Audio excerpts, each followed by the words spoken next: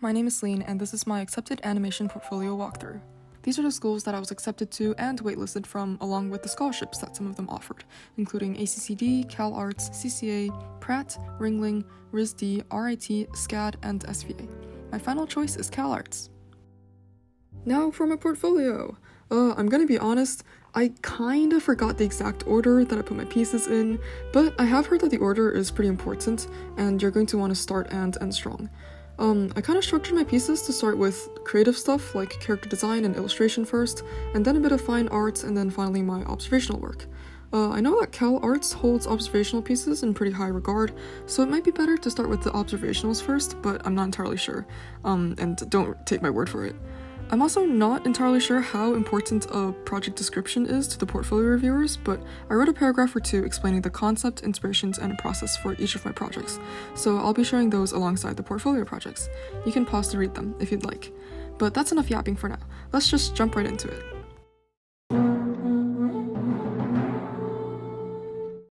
Yay, okay. So I started off with this project because technique-wise it was the strongest. It's a story called Catfish.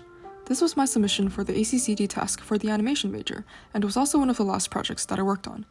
It's meant to be a heartwarming story about acceptance, and if you want more info, then you can check the description for a short video essay where I talk about it more in detail. But for their characters, I drew a turnaround and expression sheet and included my process for their development on the side. I was also required to complete 5 storytelling illustrations for the story, and I painted all of my backgrounds traditionally using watercolor, then scanned and added the characters digitally. I really like how this project turned out, and the results of the style combination really surprised me in a good way.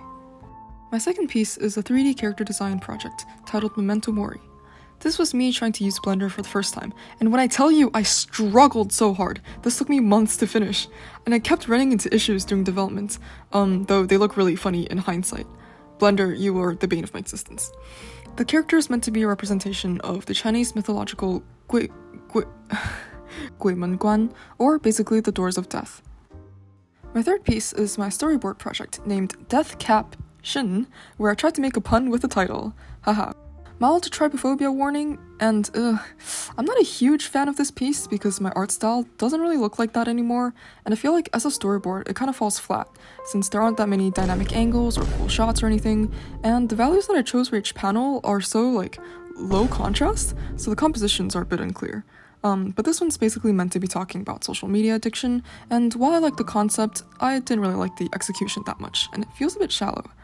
But yeah, fun fact, I actually turned this project into an entire one-shot comic instead and developed it further, but I was kinda too scared to upload that anywhere, so it's just been sitting in my Procreate files. Next up, we have my animation compilation. This one's already uploaded as its individual video on this channel, and it's just a few animation exercises that I completed over the course of a summer camp that I attended back in 2022. I'm especially proud of the capybara walk cycle, and I recently got to see them in real life for the first time. Keeping in line with the animations, I usually follow that compilation up with my animated short, There's No Taste Like Home. This one's also uploaded onto YouTube as its separate video. This one actually had a really long developmental period, and it originally started out as a traditional project. Here are some of the styles that I experimented with along the way. I feel like in terms of actual animation, this didn't really showcase a lot of character acting ability, but I'm pretty happy with the visuals of the final product. Now it's time for my environmental design project, This Is Not a Place of Honor. On the side are some concept thumbnail sketches that I created before settling on the final compositions. The story takes place during a nuclear winter, and I honestly really like these illustrations. I think they turn out well considering that I don't usually draw backgrounds. Around this time was when I got the Spider-Verse concept art books though, so those really motivated me through the project, haha. The next project is about a story called Per Aspera ad Astra, which follows these two characters Esther and Eden as they fight to shed light on the injustices of their world. Honestly, I think I went way overboard with the details of Esther's design, and neither of these guys seem all that easy to animate. I personally would go insane if I had to draw all those details over and over again. I'd like to revisit these two one day though. I think they and the story have potential for development. Continuing the project is a 3D clay model of Eden. This took me so long, and so much of that time was just fine-tuning, and it was really frustrating, but hey, it's cool to be able to hold one of your characters in your hands physically. And wouldn't you know it, it's character design again, whoa! Next up is one of my oldest projects, titled Imposter, since this character has imposter syndrome, and her thoughts are manifested in the form of this dragon creature. I'm gonna be real, character design is not really my strong suit. Like, despite having a lot of projects centered around character design, I don't think most of them really, tell a story just by appearance alone.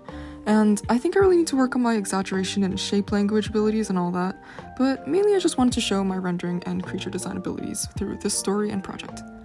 These next two pieces are pretty old, and they're both editorial illustrations based off of articles that I had read, one about mental health and the other one about global warming. I don't have much to say about these. For some portfolios that had a stricter limit, I didn't really include them, so moving on. Now, onto my more traditional and fine arts pieces. This one is a pop-up card called Flourish. It's about my journey of self-improvement. I used acrylic paint, acetate sheet, ink pen, and drawing paper to complete it. And not gonna lie, I think I made myself look kinda goofy, but it was a fun project. It's a bit unclear in the photos, but underneath the water is a collage of pages from little story booklets that I made as a child, which I thought was a fun nostalgia trip.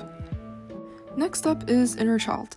It's a 40cm by 50cm acrylic painting with bubble wrap burned and stuck onto the canvas, and basically talks about my tendency to overthink, which could be a habit formed by my inner child in order to help protect me, as represented by the bubble wrap.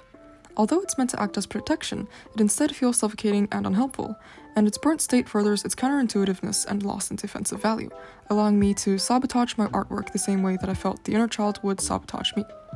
I quite like the concept and description that I wrote for this one. Blow torching the bubble wrap was also pretty fun, and I also like how this part of the bubble wrap kinda looks like oranges? This next piece, Writing on the Wall, was actually completed after most of my applications were submitted, so it's only in my RISD application, which was also a very last-minute decision for me. It's about burnout, and it was painted across 3 wood panels using oil paint, soot from fire, and wood panel etching. I also included this image as a summary of my inspiration and process for the piece. The painting was my mock exam final for school, and I completed it over a 15-hour time frame. Okay, I promise that we're almost nearing the end. This one's a pretty straightforward piece called Devotion, an observational painting of my mom's home shrine. I used mainly gouache and colored pencil, and I wanted to try to capture all the different textures of the statues on the drawer. Nudity warning, but my next 2 pieces were my life drawings. I couldn't attend any real-life drawing sessions, so these poses were taken from quickposes.com or Line of Action. I used Conte crayon and drew on newsprint paper or one of those big Muji pads. Now we're on our 20th-ish piece, and this next piece is called Love Language, where I talk about how sharing fruits is kind of like a love language within my household, and I also want to show my technical skills in shading and drawing hands from my mom, my grandpa, and me. Okay, now it's finally time for the sketchbook spreads. This next piece is a piece that I only included in my CalArts portfolio since I was kind of worried that I didn't have enough observational drawings, and I was proud of this sketch of my friend's desk.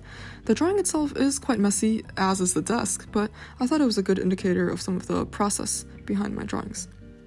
The next 3 pieces are of my sketchbook spreads, which includes more observational work and life drawings. These 3 were all taken from sketchbooks that weren't my CalArts one, but for schools other than CalArts, I usually swapped out the 3rd one for this compilation instead, which includes spreads from the CalArts sketchbook. And speaking of that sketchbook, this thing was the bane of my existence for the 3-ish months that I worked on it, and it was really daunting to start, but it was easier to keep the ball rolling as I kept progressing through it. I think I started around late September to early October, and I finished around late December.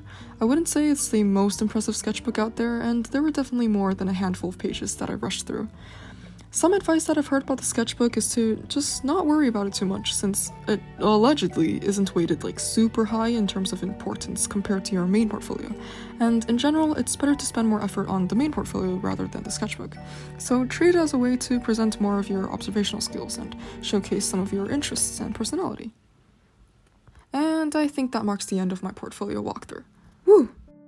CalArts required a video introduction, while accd had an optional video essay where you could explain one of your projects. I'll link both of my submissions in the description. They're both unlisted videos. I don't have much advice for these, I guess just try to smile more than I did, because I looked pretty deadpan in both videos, though people who know me in real life will probably agree that that's just what I normally look like.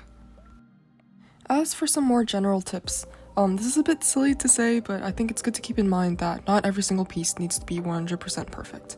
Sometimes it's not worth trying to chase perfection and getting caught up in the details, spending hours rendering and poring over a few pixels that'll just end up getting unnoticed, especially if it comes at the expense of struggling to meet your deadline. It's also a lot easier said than done, but try to have fun when you can, since making art is meant to be something enjoyable, and ideally you want to create a portfolio that you can look back and be proud of. Also, get your stuff in order, like your project descriptions, your titles, the dates, the materials, because a lot of the submissions will require that information for each piece. I had a document where I just copy and pasted the information into Slideroom, and it was tedious, but at least it went really fast. I feel like it's a good idea to have a strong concept behind your art pieces, and you want to show that you're intentional with the choices that you make in your artwork. This is something that I'm still working on improving, and of course not all of your pieces need to have one, but I think having a message that you want to convey through your projects will strengthen them. As for general application tips, I would recommend to try to finish your essays on time, because you don't want to be stressing about both rushing your essays and your portfolio towards the end. In my opinion, I feel like I ended up making too many pieces in my portfolio, so for some schools that have smaller limits on their submissions, I had to use many different layouts to condense my pieces, such as doing stuff like this, alongside omitting certain pieces entirely, which hurt sometimes to do, but was very necessary for some schools. Looking back at my portfolio, there were a handful of things that I would have done differently, like focusing on maybe just 1 or 2 stories and expanding on those stories with the character designs, environmental design, and storyboards for each particular story, rather than treating each of those things as separate projects. I'm unfortunately not as invested in my own stories than I hoped to be, and part of that reason might be because they just lack a lot of development and nuance. But at the very least, I'm glad that I've completed it.